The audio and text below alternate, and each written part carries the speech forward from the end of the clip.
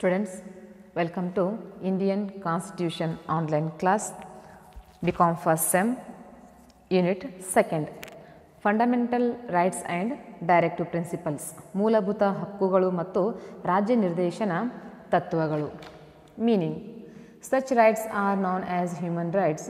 These rights preserve the human liberty and develop the human personality. ವ್ಯಕ್ತಿಯ ಸಮಗ್ರ ವ್ಯಕ್ತಿತ್ವದ ಪರಿಪೂರ್ಣತೆಗೆ ಹಕ್ಕುಗಳು ಅವಶ್ಯಕ. ವ್ಯಕ್ತಿಯು ಕ್ರಿಯಾಶೀಲನಾಗಿ ರಚನಾತ್ಮಕವಾಗಿ ಸ್ವತಂತ್ರವಾಗಿ ಕಾರ್ಯನಿರ್ವಹಿಸಲಿಕ್ಕೆ ಹಕ್ಕುಗಳು ಬೇಕೇ ಬೇಕು. ಅದೇ ರೀತಿಯಾಗಿ ಈ ಮೂಲಭೂತ ಹಕ್ಕುಗಳನ್ನು ರಕ್ಷಣೆ ಮಾಡುವವರು ಭಾರತ ಸಂವಿಧಾನ ಅಂಥೇಳಿ ನಾವಿಲ್ಲಿ ಗುರುತಿಸ್ತೀವಿ. Ordinary legal rights are protected and enforced by the ordinary law. Fundamental rights are protected and guaranteed by the Constitution of country. Ordinary rights may be changed by the legislature, but fundamental rights may be changed by the amending Constitution.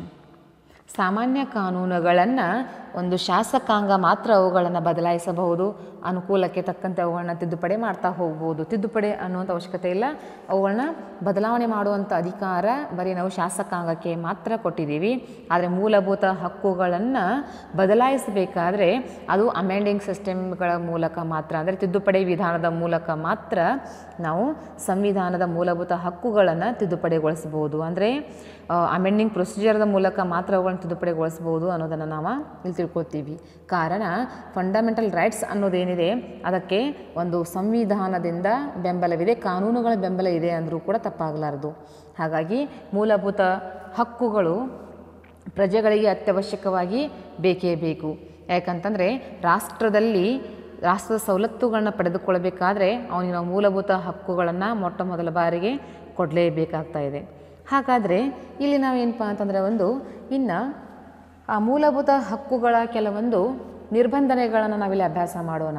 Obligation of the state and fundamental rights.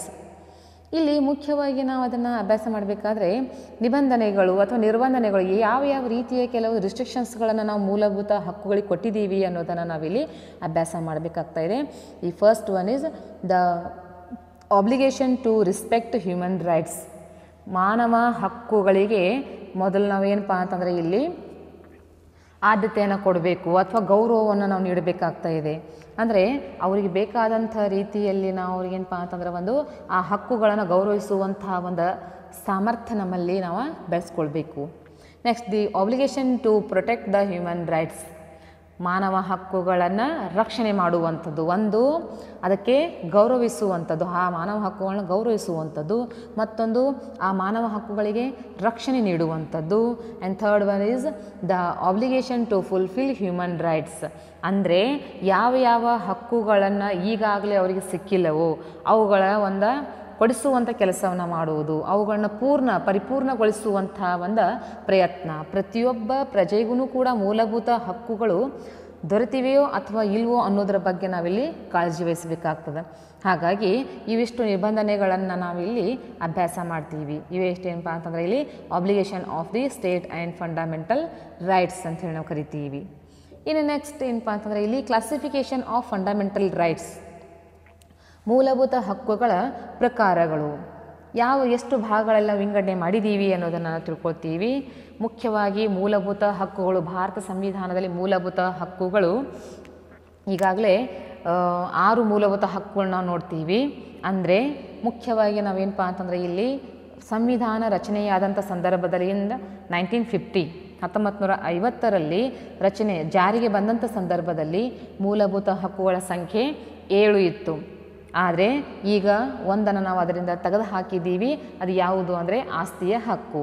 44th amendment ಸಿಸ್ಟಮ್ದ ಮೂಲಕ 44ನೇ ತಿದ್ದುಪಡಿಯ ಮೂಲಕ ಆಸ್ತಿಯ ಹಕ್ಕನ್ನು ನಾವು ತೆಗೆದು ಹಾಕಿದ್ದೀವಿ.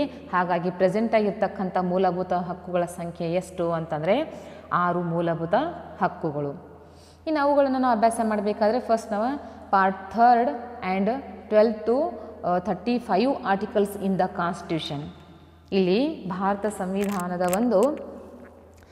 ಮುಖ್ಯವಾಗಿ ಹಕ್ಕುಗಳನ್ನ ನಾವಿಲ್ಲಿ ನೋಡಬೇಕಾದ್ರೆ ಭಾಗ 3ರಲ್ಲಿ ಸಂವಿಧಾನದ ಭಾಗ 3ರಲ್ಲಿ ನಾವು ಮೂಲಭೂತ ಹಕ್ಕುಗಳನ್ನ ನಾವು ನೋಡ್ತೀವಿ. ಜೊತೆಗೆ 12ರಿಂದ 35ನೇ ಆರ್ಟಿಕಲ್ದವರೆಗೂ ಕೂಡ ಈ 6 ಮೂಲಭೂತ ಹಕ್ಕುಗಳನ್ನ ನಾವಿಲ್ಲಿ ನೋಡ್ತಾ ಬರ್ತೀವಿ. ಅಂದರೆ 12ನೇ ಆರ್ಟಿಕಲ್ದಿಂದ 35ನೇ ಆರ್ಟಿಕಲ್ದವರೆಗೆ ಇರ್ತಕ್ಕಂಥ ವಿಷಯವನ್ನು ನಮ್ಮ ಪ್ರತಿಯೊಂದು ಆರ್ಟಿಕಲ್ದಲ್ಲಿ ಪ್ರತಿಯೊಂದು ನಾವು ಹಕ್ಕುಗಳು ನಮಗಿಲ್ಲಿ ದೊರೆತಿವೆ, ಅವುಗಳು ಯಾವುವು ಅನ್ನೋದ್ರ ಬಗ್ಗೆ ನಾವಿಲ್ಲಿ ಅಭ್ಯಾಸ ಮಾಡ್ತೀವಿ. ಹಾಗಾದರೆ ಫಸ್ಟ್ ನಾವೇನಪ್ಪ ಅಂತಂದರೆ ಇಲ್ಲಿ ಆರ್ಟಿಕಲ್ 12 ಅಂದರೆ 12ರಿಂದ 35ನೇ ಆರ್ಟಿಕಲ್ದವರೆಗೆ ಇರ್ತಕ್ಕಂಥ ಮೂಲಭೂತ ಹಕ್ಕುಗಳಲ್ಲಿ first one article 12 greatest importance as it defines what is state. ಅಂದರೆ ರಾಜ್ಯದ ಬಗ್ಗೆ, ರಾಜ್ಯ ಅನ್ನುವಂಥ ಒಂದು ಪದ, ಈ ಸ್ಟೇಟ್ ಅನ್ನುವಂಥ ಪದದ ಬಗ್ಗೆ ಹೆಚ್ಚಿನ ರೀತಿಯಲ್ಲಿ ಏನಪ್ಪ ಅಂತಂದರೆ ಅದನ್ನು ಒಂದು ರಾಜ್ಯ ಶ್ರೇಷ್ಠ, ಯಾಕಂತಂದರೆ ಒಂದು ರಾಜ್ಯದಲ್ಲಿರ್ತಕ್ಕಂಥ ಪ್ರಜೆಗಳು ಅನ್ನೋದನ್ನು ಅಥವಾ ಪ್ರಜೆಗಳಿಗೆ ಕೊಡ್ತಕ್ಕಂಥ ಹಕ್ಕುಗಳು ಅನ್ನೋದನ್ನು ನಾವಿಲ್ಲಿ ನೋಡಬೇಕಾದ್ರೆ ಅಲ್ಲಿ ರಾಜ್ಯಕ್ಕೆ ಹೆಚ್ಚಿನ ಆದ್ಯತೆ ನೀಡಿರುವಂಥದ್ದು ಅಲ್ಲಿ ನಮಗೆ ಕಂಡು ಬರ್ತಾ ಇದೆ. ಅಂದರೆ 12ನೇ ಆರ್ಟಿಕಲ್ನ ಮೂಲಕ ರಾಜ್ಯಕ್ಕೆ ಅಂದರೆ ಸ್ಟೇಟ್ ಅನ್ನೋದಕ್ಕೆ ಹೆಚ್ಚಿನ ಆದ್ಯತೆಯನ್ನು ನೀಡಿರುವುದು ನಾವಿಲ್ಲಿ ನೋಡಬಹುದು. Next article 13. Article 13 specifies which acts of the state are regulated by the constitution. ಇನ್ನು 13ನೇ ಒಂದು ಆರ್ಟಿಕಲ್ ನಮಗಿಲ್ಲಿ ಏನು ಹೇಳ್ತಾ ಇದೆ ಅಂತಂದರೆ ಸಂವಿಧಾನದ ಯಾವ ಕಾರ್ಯಗಳನ್ನು ಒಂದು ಸಂವಿಧಾನದಿಂದ ನಿಯಂತ್ರಿಸಲ್ಪಡುತ್ತದೆ ಎಂಬುದನ್ನು ಸೂಚಿಸುವಂಥದ್ದು. ಅಂದರೆ ಸಂವಿಧಾನದಲ್ಲಿರ್ತಕ್ಕಂಥ ಪ್ರತಿಯೊಂದು ಕಾರ್ಯಗಳನ್ನು ಎಷ್ಟು ಮಟ್ಟಿಗೆ ನಿಯಂತ್ರಿಸಲ್ಪಡುತ್ತದೆ ಅನ್ನೋದನ್ನು ನಾವಿಲ್ಲಿ ತಿಳ್ಕೊತೀವಿ. ಅಂದರೆ ಈ ಸಂವಿಧಾನ ನೀಡಿದ ಅಧಿಕಾರವನ್ನು ರಾಜ್ಯ ಯಾವತ್ತೂ ಕೂಡ ದುರುಪಯೋಗ ಪಡಿಸಿಕೊಳ್ಳುವಂತಿಲ್ಲ ಅನ್ನುವಂಥ ಒಂದು ಮಾಹಿತಿ ನಾವು 13ನೇ ಆರ್ಟಿಕಲ್ದಲ್ಲಿ ನಾವು ನೋಡ್ತೀವಿ. ಅಂದರೆ ಈ ಒಂದು ಹಕ್ಕುಗಳನ್ನು ಕೊಡುವುದು ಅದರ ಅರ್ಥ ಏನಪ್ಪ ಅಂತಂದರೆ ಇಲ್ಲಿ ಕೊಟ್ಟಂಥ ಹಕ್ಕು ಅಂದರೆ ಕೊಟ್ಟಂಥ ಪ್ರಜೆಗಳಿಗೆ ಸಿಗುವಂಥ ಒಂದು ಅಧಿಕಾರ ಅಂತ ಹೇಳಿ ನಾವು ಕರಿತೀವಿ, ಸವಲತ್ತು ಅಂತ ಹೇಳಿ ಕರಿತೀವಿ. ಆದರೆ ರಾಜ್ಯ ಆ ಹಕ್ಕುಗಳನ್ನು ಮುಂದಿಟ್ಟುಕೊಂಡು ಆ ಅಧಿಕಾರವನ್ನು ದುರುಪಯೋಗ ಪಡಿಸಿಕೊಳ್ಳಲಿಕ್ಕೆ ಸಾಧ್ಯ ಇಲ್ಲ ಅನ್ನೋದನ್ನು ನಾವಿಲ್ಲಿ ಅಭ್ಯಾಸ ಮಾಡ್ತೀವಿ. ಇದಿಷ್ಟು ಏನು ಅಂತಂದರೆ ಇಲ್ಲಿ ಮೂಲಭೂತ ಹಕ್ಕುಗಳಲ್ಲಿ ಪ್ರಾರಂಭದಲ್ಲಿ ಬರ್ತಕ್ಕಂಥ 12ನೇ ಮತ್ತು 13ನೇ ಆರ್ಟಿಕಲ್ದಲ್ಲಿರುವಂಥ ಒಂದು ವಿವರಣೆ ಅಂತ ಹೇಳಿ ನಾವು ಕರಿತೀವಿ. ಇನ್ನು ನೆಕ್ಸ್ಟ್ ಏನಪ್ಪ ಅಂತಂದರೆ ಇಲ್ಲಿ ಕ್ಲಾಸಿಫಿಕೇಷನ್ಗಳನ್ನು ಅಭ್ಯಾಸ ಮಾಡೋಣ. ಇಲ್ಲಿ 6 ಮೂಲಭೂತ ಹಕ್ಕುಗಳಂತ ಏನಂತೀವಿ, ಅವುಗಳಲ್ಲಿ ಒಂದೊಂದು ಮೂಲಭೂತ ಹಕ್ಕುಗಳನ್ನು ನಾವು ಅಭ್ಯಾಸ ಮಾಡೋಣ. ಅಲ್ಲಿ ಫಸ್ಟ್ ಒನ್ ಮೂಲಭೂತ ಹಕ್ಕುಗಳಿರುವಂಥ ಒಂದು ಮೊದಲನೆಯ ಒಂದು ಹಕ್ಕು ಯಾವುದು ಅಂತಂದರೆ ಸಮಾನತೆಯ ಹಕ್ಕು, ರೈಟ್ ಟು ಈಕ್ವಾಲಿಟಿ. ಮೂಲಭೂತ ಹಕ್ಕುಗಳಲ್ಲಿ ಸೀರಿಯಲ್ ವೈಸ್ ಇದನ್ನು ಅಭ್ಯಾಸ ಮಾಡಬೇಕಾಗ್ತಾ ಇದೆ. ಯಾಕಂತಂದರೆ ಆರ್ಟಿಕಲ್ ರೂಪದಲ್ಲಿ ನಾವು ತಿಳ್ಕೊಳ್ಬೇಕಾದ್ರೆ ಕಂಟಿನ್ಯೂ ಆಗಿ ನಾವು first one right to equality. In first one right to equality ಅಂತಂದರೆ ಇಲ್ಲಿ ಮುಖ್ಯವಾಗಿ ನಾವೇನು ಅಭ್ಯಾಸ ಮಾಡ್ತೀವಿ ಅಂದರೆ ಸಮಾನತೆಯ ಹಕ್ಕು ಅಂತಂದರೆ ಇಲ್ಲಿ ನೀವು ಮುಂದೆ ಅಂಕಿ ಸಂಖ್ಯೆ ನೋಡ್ಬೋದು. ಆರ್ಟಿಕಲ್ 14 to 18 ಅಂದರೆ 14ನೇ ಆರ್ಟಿಕಲ್ದಿಂದ 18ನೇ ಆರ್ಟಿಕಲ್ದವರೆಗೆ ಬರೀ ನಾವು ಯಾವುದನ್ನು ಅಭ್ಯಾಸ ಮಾಡ್ತೀವಿ ಅಂದರೆ ಸಮಾನತೆಯ ಹಕ್ಕನ್ನು ಮಾತ್ರ ಅಭ್ಯಾಸ ಮಾಡ್ತೀವಿ. 14ನೇ ಆರ್ಟಿಕಲ್ದಿಂದ 18ನೇ ಆರ್ಟಿಕಲ್ದವರೆಗೆ ಇರ್ತಕ್ಕಂಥ ವಿಷಯಗಳು ಯಾವ್ಯಾವು? ಬರೀ ನಾವು ಸಮಾನತೆ ಹಕ್ಕು ಅಂದರೆ ನಾವು ಕಾಮನ್ ಆಗಿ ಅಂತಿದ್ವಿ, ನಾವೆಲ್ಲರೂ ಸಮಾನರು, ನಮಗೆಲ್ಲ ಸಮಾನತೆಯ ರೂಪದಲ್ಲಿ ನಾವು ಒಂದು ರಾಜ್ಯದಲ್ಲಿ ಇರಬೇಕು ಅನ್ನುವಂಥದ್ದನ್ನು ಮಾತ್ರ ನಾವು ಕಾಮನ್ ಆಗಿ ಹೇಳ್ತಿದ್ವಿ. ಆದರೆ ಆ ಸಮಾನತೆ ಅನ್ನುವುದು ಈ ಒಂದು 14ರಿಂದ 18ನೇ ಆರ್ಟಿಕಲ್ದವರೆಗೆ ಯಾವ ಯಾವ ಒಂದು ಹಂತದಲ್ಲಿ ನಾವು ಸಮಾನರಾಗಿರಬೇಕು ಅನ್ನೋದನ್ನು ನಾವಿಲ್ಲಿ ಅಭ್ಯಾಸ ಮಾಡ್ತೀವಿ. Equality is one of the basic element of the democracy. ಪ್ರಜಾಪ್ರಭುತ್ವ ಅನ್ನೋದನ್ನು ನಾವಲ್ಲಿ ಗುರುತಿಸಬೇಕಾದ್ರೆ ಆ ಪ್ರಜಾಪ್ರಭುತ್ವಕ್ಕೆ ಅತ್ಯವಶ್ಯಕವಾದಂಥ ಒಂದು ಹಕ್ಕು ಅಂತೂ ಕೂಡ ನಾವಿಲ್ಲಿ ಕರಿತೀವಿ. ಅದರಲ್ಲಿ ನಾವು ಒಂದೊಂದಾಗಿ ಅಭ್ಯಾಸ ಮಾಡೋಣ. ಇನ್ನು ಅದರೊಳಗೆ ಒಂದು ಸಬ್ ಪಾಯಿಂಟ್ಸ್ಗಳು ಬರ್ತಾ ಇದ್ದಾವೆ ನೋಡ್ಬೋದು ನೀವು. ಎ ಈಕ್ವಾಲಿಟಿ ಬಿಫೋರ್ ಲಾ, ಇದು ಆರ್ಟಿಕಲ್ 14 ಅಂತ ಹೇಳ್ತಾ ಇದೆ. ಆರ್ಟಿಕಲ್ 14 ಆರ್ಟಿಕಲ್ 14 ಏನು ಹೇಳ್ತಾ ಇದೆ ಅಂದರೆ equality before law. Article 14 declares there is a supremacy of law and nobody is above law. Speak about two things: equality before law and equal protection of law. ಇದು ಸಮಾನತೆಯ ಹಕ್ಕಿನಲ್ಲಿ ಬರ್ತಕ್ಕಂಥ ಮೊದಲನೆಯ ಒಂದು ವಿಷಯ ಅಂತ ಕರಿತೀವಿ. ಕಾಯ್ದೆಯ ಎಲ್ಲ ನಾಗರಿಕರು ಸಮಾನವಾಗಿಯೇ ಅನ್ವಯಿಸುತ್ತಾರೆ. ಅಂದರೆ ಕಾಯ್ದೆಯ ಮುಂದೆ ಎಲ್ಲರೂ ಸಮಾನರು. ಅಂದರೆ ಈಕ್ವಾಲಿಟಿ ಬಿಫೋರ್ ಲಾ ಅನ್ನೋದ್ರ ಅರ್ಥನ ಏನಪ್ಪ ಅಂತಂದರೆ ಇಲ್ಲಿ ಕಾಯ್ದೆಯ ಎದುರು ನಾವೆಲ್ಲರೂ ಸಮಾನರು ಅನ್ನೋದನ್ನು ನಾವು ಸಾಬೀತುಪಡಿಸುವಂಥದ್ದು.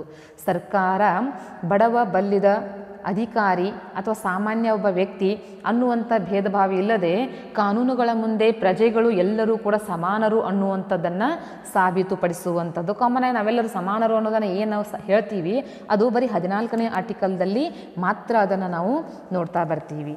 ಇನ್ನು B, prohibition of discrimination on certain grounds, article 15 ಅಂತ ಹೇಳಿ ನಾವು ಕರಿತೀವಿ.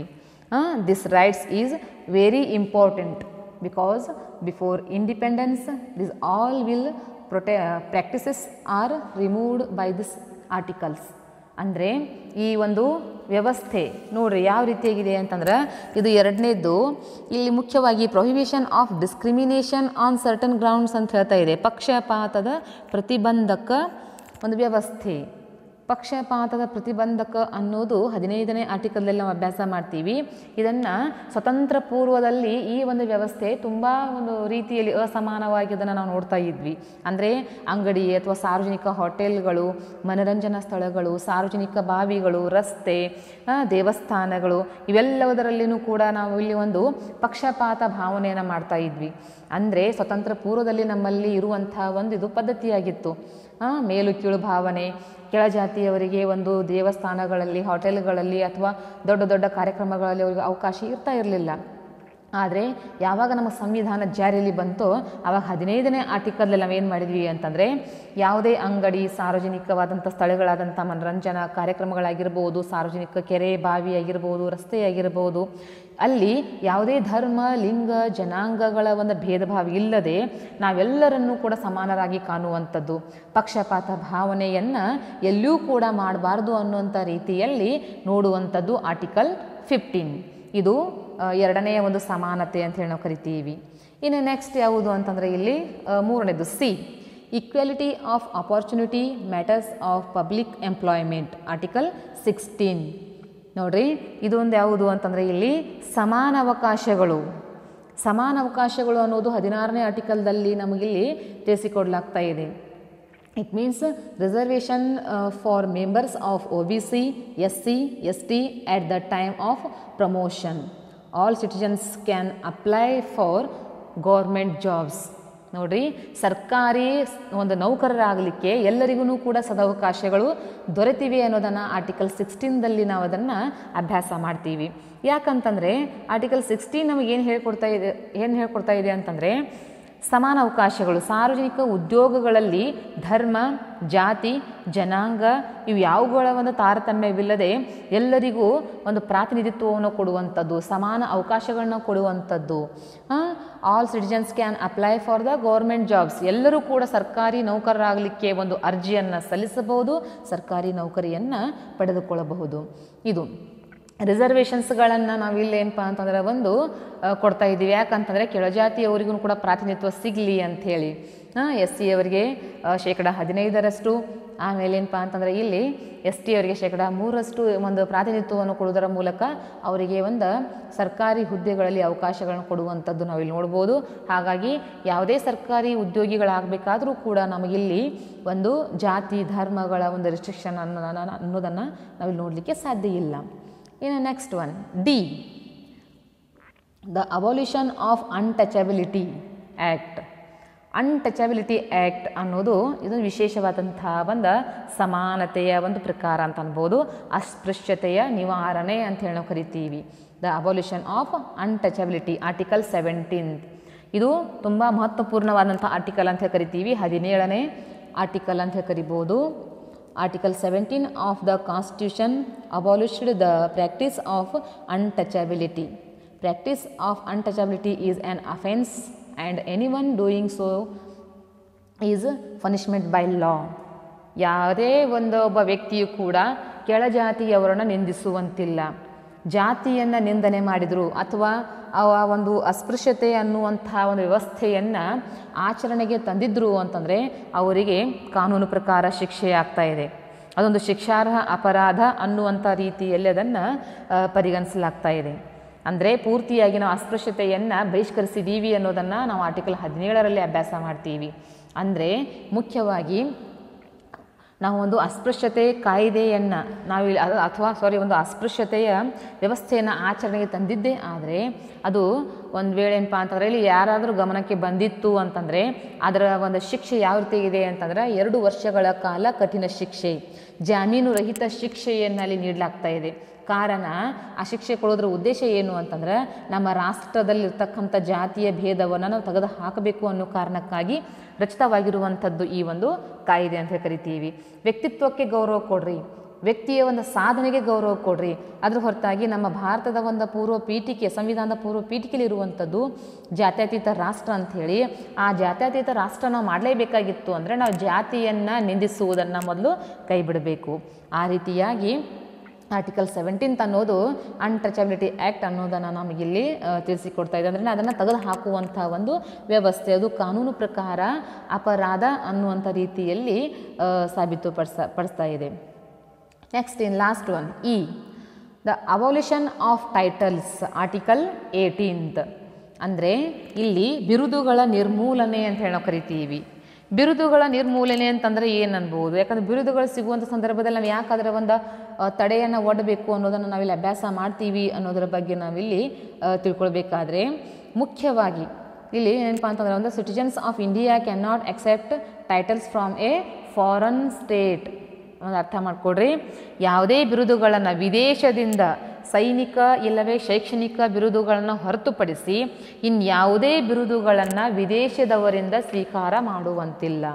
ಯಾಕಂತಂದರೆ ಇಲ್ಲಿ ವಿದೇಶದಿಂದ ಯಾಕೆ ಸ್ವೀಕಾರ ಮಾಡಬಾರ್ದು ಅಂತಂದರೆ ಮುಖ್ಯವಾಗಿ ನಾವು ಒಂದು ಶಿಕ್ಷಣ ಪದವಿಯನ್ನು ಬೇರೆ ಬೇರೆ ರಾಷ್ಟ್ರಗಳನ್ನು ಪಡ್ಕೊಳ್ತೀವಿ, ಅದು ನಮಗೆ ಸಿಗ್ಬೋದು. ಸೈನಿಕದ ಒಂದು ಏನಪ್ಪ ಅಂದ್ರೆ ಬಿರುದು ಅಂದರೂ ಅದು ಕೂಡ ನಮಗೆ ಸಿಗ್ಬೋದು. ಅದರ ಹೊರತುಪಡಿಸಿ ಇನ್ಯಾವುದೇ ರೀತಿಯಲ್ಲಿ ವ್ಯಕ್ತಿ ಆಧಾರಿತವಾಗಿ ಬೇರೆ ರಾಷ್ಟ್ರದವರು ನಮ್ಮ ರಾಷ್ಟ್ರದವರಿಗೆ ಬಿರುದುಗಳನ್ನ ಕೊಡಬಾರ್ದು ಅನ್ನೋದನ್ನು ನಾವಿಲ್ಲಿ ಅಭ್ಯಾಸ ಮಾಡ್ತೀವಿ.